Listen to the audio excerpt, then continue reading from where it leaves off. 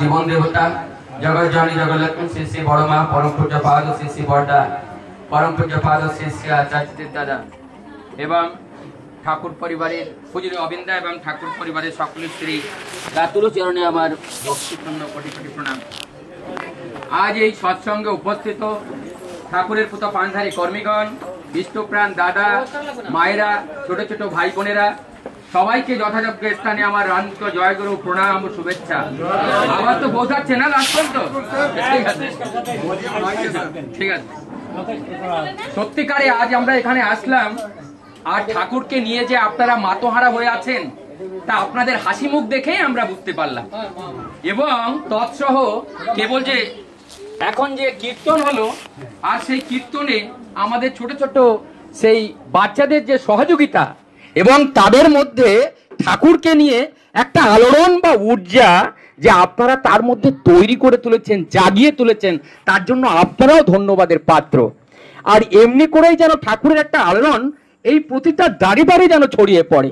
যেমন ওই সেই নবদ্বীপে গৌরাঙ্গ মহাপ্রভু যখন এসেছিল, তখন ওইখানে যে কত মাতাল আর কত যে দিশেহারা মানুষ তারা পথ পেয়েছিল। তাই আজ আবার সেই দিন ফিরে এসেছে, ঠাকুর আবির্ভাব হয়েছে, ঠাকুরকে নিয়ে চলতে হবে। বাঁচতে যদি চাই তাকে আমার চাই, তিনি ছাড়া আর এই জীবনের রাস্তা কিছু নাই। তাই তাকেই আমাদের জীবন রাস্তা, তাই আমাদের জীবন সেই জীবনেরই সব কিছু, এই করে নিয়ে আমাদের চলতে হবে। আজ মূল কথা, ঠাকুরকে আমরা ধরবো কেন? মূল কথা, ঠাকুরকে ধরবো কেন? গুরু তো অনেক আছে, ঠাকুরকে কি ধরতে হবে? এ প্রশ্ন আমাদের হৃদয়ের মাঝে জাগে না? গুরু তো অনেক আছে, ঠাকুরকে আমাকে ধরতে হবে? আমি বলছি হ্যাঁ, ঠাকুরকেই ধরতে হবে। কেন? কেন ধরতে হবে? ঠাকুরকেই কেন ধরতে হবে? যাকে ধরলে সবকিছু পরিপূর্ণ হয়। পরিপূর্ণ হবে কেন? বর্তমান পুরুষোত্তম, যিনি পূর্বতন পুরুষোত্তম, তার মধ্যেই থাকেন। তাই বর্তমানকে যদি আমরা শ্রদ্ধা করি, পূর্বতনকে অশ্রদ্ধা করা হয় না। তাই সেই বর্তমানকে আমাদের ধরতে হবে, বর্তমানকে আমাদের জানতে হবে। কেন জানতে হবে বর্তমানকে? আবার একটা কথা হলো, বর্তমানকে কেন জানতে হবে? আমাদের বাড়িতে গরুর ডাল্লভ কয় বাড়িতে আছে? আছে গরুর ডাল্লভ?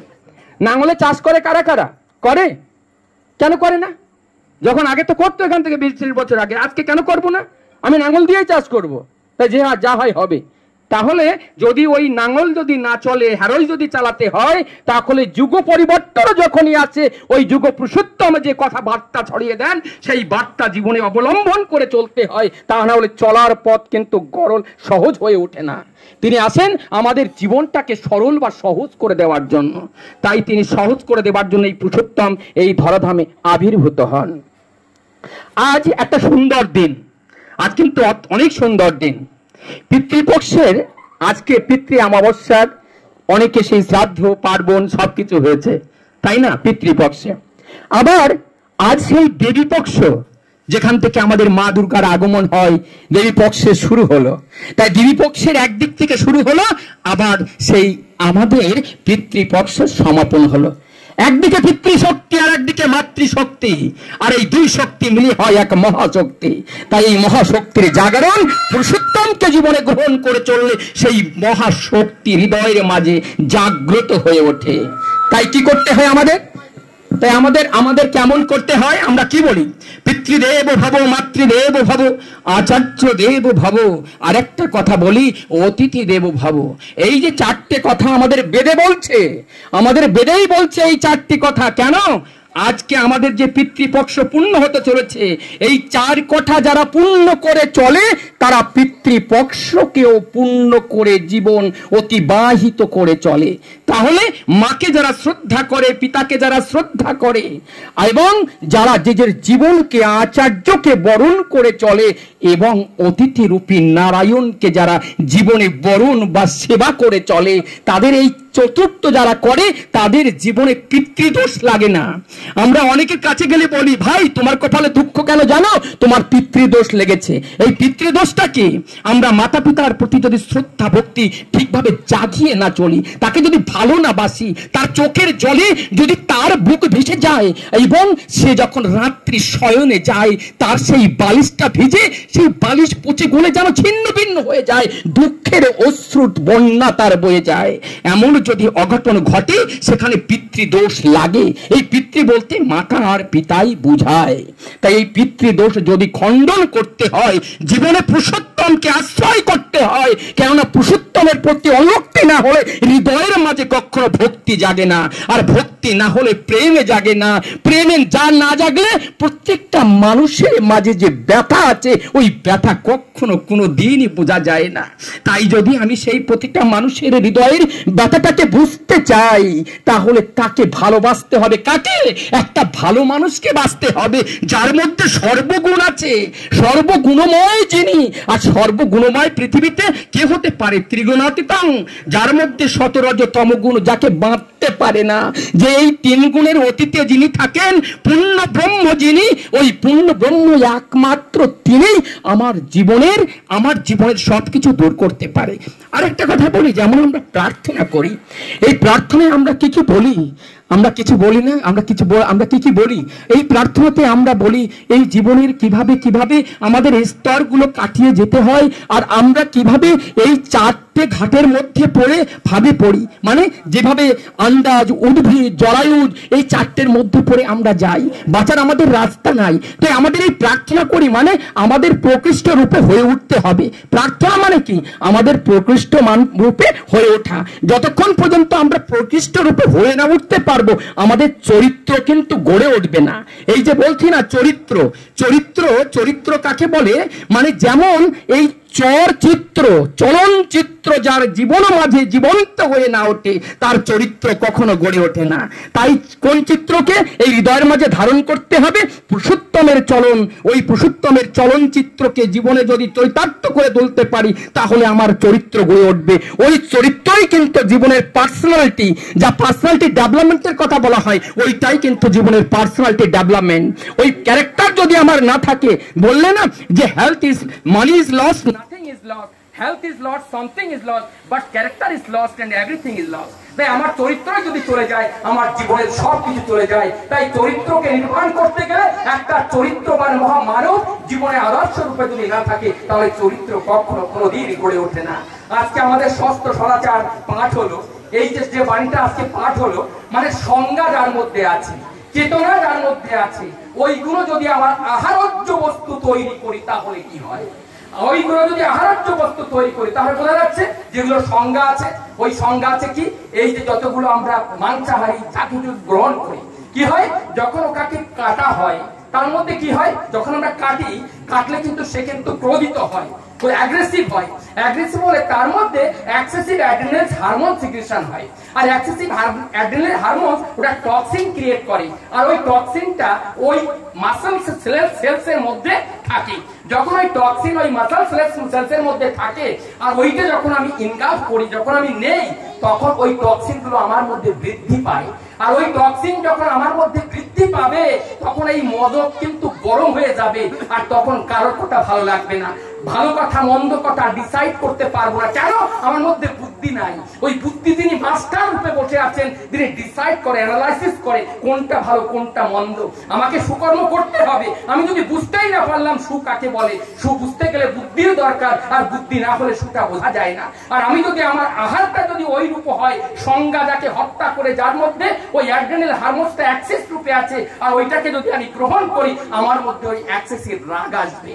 তারপরে কি হবে? বাচ্চা তো জন্ম নেবে, ওই দাম্পত্যের মাধ্যম থেকে বাচ্চা তো জন্ম নেবে। বাচ্চা মাত্র 1 বছর বয়স, বলে ডাক্তার এর সারা রাত ঘুম পড়ে না। কি করে? সারা রাত শুধু কান্নাকাটি করে। কেন? অ্যাগ্রেসিভনেস। ওই অ্যাগ্রেসিভনেস এখন দেখা যাচ্ছে অনেক বাচ্চাদের মধ্যে অ্যাগ্রেসিভনেস এসে গেছে। তারা ক্রোধিত হয়, কথায় কথায় জিনিসপত্র ছুঁড়ে ফেলে দেয়।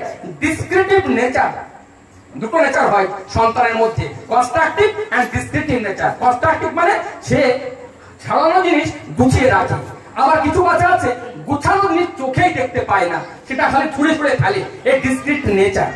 আর যদি তার কাছে চাওয়া হয়, আমি একটা প্র্যাকটিক্যাল করে দেখেছি, এখান থেকে 30-40 বছর আগে যদি কোনো বাচ্চাকে বলা হতো, বাবা তোমাকে না ইঞ্জেকশন লাগাবো, না না না না আমার ইঞ্জেকশন লাগে না। আমি যদি বলতাম, এখান থেকে কেউ যদি আগে বলতো 40 বছর আগে, তাহলে তোমার বাবাকে লাগিয়ে দেয়, না না না আমার বাবাকে লাগে না। আপনারা প্র্যাকটিক্যাল করবেন, একটা প্র্যাকটিক্যাল আমি বলছি, আপনারা সবাই বাচ্চা দেখবেন, ডাক্তারখানায় যে বাচ্চা নিয়ে যাবেন আজকের ডেটে, নিয়ে যাওয়ার পরে যদি বলা হয় বাবু তোমার না ইঞ্জেকশন লাগবে, না আমি ইঞ্জেকশন লাগাবো না, তোমার বাবাকে ইঞ্জেকশন লাগাও, হ্যাঁ লাগাই দাও লাগাই দাও লাগাই দাও। এই পরিবর্তন হয়েছে, এটা যুগের পরিবর্তন। এখন তার বাবার প্রতি এতটুকু মমতা আছে, মানে বাবার ব্যথা লাগে যেন আমার যেন না লাগে। তাহলে সেলফিশনেস দ্যাটস ক্রিয়েটেড। এটা হচ্ছে কি, এর কিসের জন্য? এটা lack of Sadguru, lack of acharya. আমাদের জীবনে আচার্যকে গ্রহণ করে না চললে তার প্রতিফলন যেটা হয় সেটা আমরা চোখের সামনে দেখতে পাই। জেনারেশন জেড, আজ আমরা জেনারেশন জি দেখতে পাচ্ছি, যার জন্য নেপাল উলুস-তুলুস হয়ে গেল। আবার কি উলুস-তুলুস হয়ে গেল? বাংলাদেশ উলুস-তুলুস হয়ে গেল, ব্রিটেন উলুস-তুলুস হবার সম্মুখে। তার মধ্যে জেনারেশন গ্যাপটা কি, এটা জেনারেশন জি, এটা আমাদের বুঝতে হবে। জেনারেশন জি আমার ঘরে হতে পারে, সেটা কেমন? আমার ছেলে মোবাইল নিয়ে ঘুরে বেড়াচ্ছে, আমি ছেলেকে বললাম একদম মোবাইল হাত দেবে না, এ করবে না, ও করবে না, আমি কিন্তু মোবাইল টিপাটিপি করছি। এখন আজকের যুগে যে মোবাইলটা তার প্রয়োজন, এটা আমাকে বুঝতে হবে, কিন্তু যে সে কি দেখবে, কন্টেন্টটা কি হবে, এটা থেকে বুঝিয়ে দিতে হবে কন্টেন্টটা কি হবে।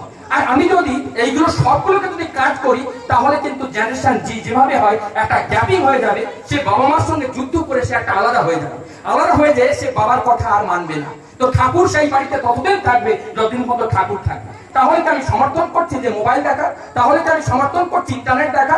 আমি বলছি সেটাকে প্রয়োগ করতে হবে, কিন্তু প্রয়োগটা তাকে কতটা ডোজ নিতে হবে। প্যারাসিটামলের একটা স্টিক 10টা গুলি থাকে, 10টা গুলি, ও গুলি কিন্তু সব কয়টা জ্বরের জন্য, জ্বরটা প্যারাসিটামলে কম করে। যদি 10টা গুলি একসঙ্গে খাওয়ানো হয়, lethal dose, that patient will be dead, ওই পেশেন্টটা মারা যাবে। আর যদি একটা ট্যাবলেট যদি দেওয়া হয়, that patient will be alive, ওই পেশেন্টটা বেঁচে উঠবে। তাহলে ডোজটা কতটা আমাকে বুঝতে হবে। আমি মোবাইল দেখো বাবা, কোনো মানা নেই, কিন্তু দিনে একটা তোমার ডোজ তো হওয়া দরকার। তুমি আধা ঘন্টা দেখবে না 1 ঘন্টা দেখবে, তারপরে what will be the content your life, তোমার এজ হিসাবে কন্টেন্টটা তোমার কি হবে, তুমি কি কি দেখবা। তুমি দেখতে পারো তোমার লাইফটা কেমন করে ভালো হবে। যোগা দেখো, যোগা কেমন করে করতে হবে, কয়টা যোগা তোমার জীবনের জন্য করতে হয়। তুমি কোন কোন সংস্কার, তুমি সংস্কার চ্যানেলে তুমি দেখতে পারো। তুমি স্পিরিচুয়ালিটি তুমি 1 ঘন্টা তোমার জীবনে দিচ্ছ কি না দিচ্ছ। আমি যদি আমার জীবনের 1 ঘন্টা স্পিরিচুয়ালিটিতে না দেই, আমি যদি আমার যোগাতে না দেই, দেহ থাকবে না। আজকে challenge to the society and challenge to the world, যদি আমি শুধু নির্ভর করে চলি বিলাসিতার দিকে, এ জীবন উড়ে যাবে, 40-50-এর মধ্যে হারিয়ে যাবে। তাই পুরুষোত্তম আমাদের জীবনে দরকার, একটা আদর্শ আমাদের জীবনে দরকার। আদর্শ না হলে এ জীবন হারিয়ে যাবে। কখন তোমার কিডনি ফেল হয়ে যাবে, তোমার হার্ট ফেল হয়ে যাবে, কোনটা না তোমার লিভার ফেল হয়ে যাবে। কেন? আমি তো খেতেও জানি না, আমি চলতেও জানি না, বলতেও জানি না, জাগতেও জানি না, ঘুমাতেও জানি না, পায়খানা করতেও জানি না, প্রস্রাব করতেও জানি না। কেন? আমার জীবনে আদর্শ নেই। যে যার জীবনে আদর্শ না থাকে, সে একদম শুকনো কাঠের মতো যে জীবন, সে জীবনের কোনো কাজ হয় না। এই আসুন, আজ আমরা এই যুগে যদি আমাকে বাঁচাতে চাই, আমার পরিবারের সন্তান সন্ততিকে বাঁচাতে চাই, গোটা সংসারকে যদি বাঁচাতে চাই, একমাত্র জীবন আদর্শ জীবনের প্রয়োজন। আদর্শবিহীন জীবন চলতেই পারে না।